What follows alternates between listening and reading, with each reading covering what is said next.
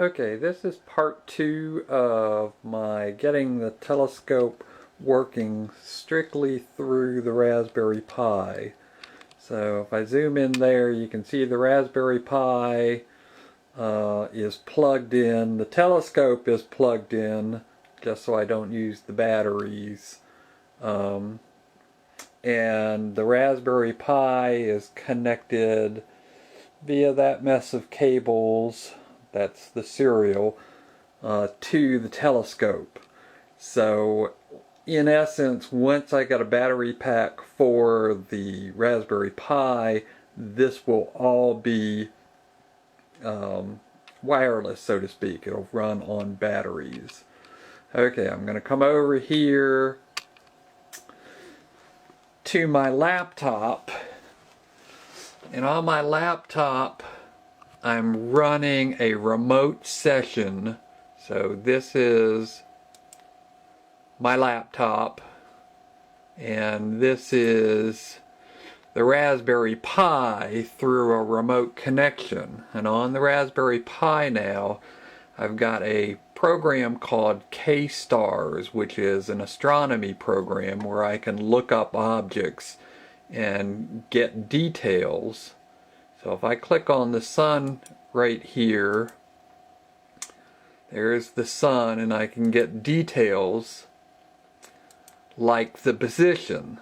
So I can get the position in RA and declination. RA is Right Ascension, declination.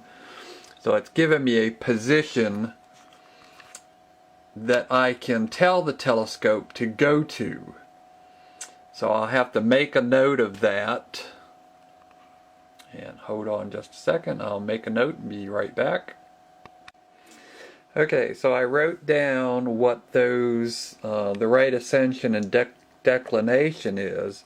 And what I can do now is go to the program that I wrote that controls the telescope, and I can put in the values that I wrote down.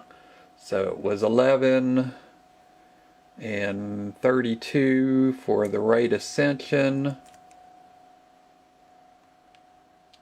and had a positive declination of 2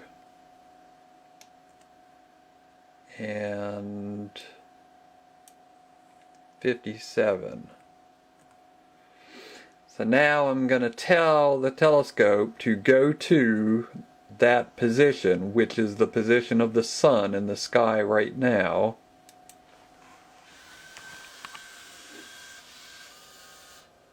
And the telescope just moved to the position of the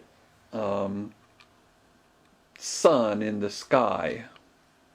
So all of that gives me the capability of looking up any object in the sky via the Raspberry Pi, and then using that little program to control where the telescope gets pointed.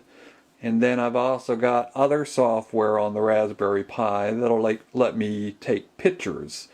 So I can do most of this remotely. So when it's cold outside, I can put the telescope outside and be inside where it's warm. So that's it.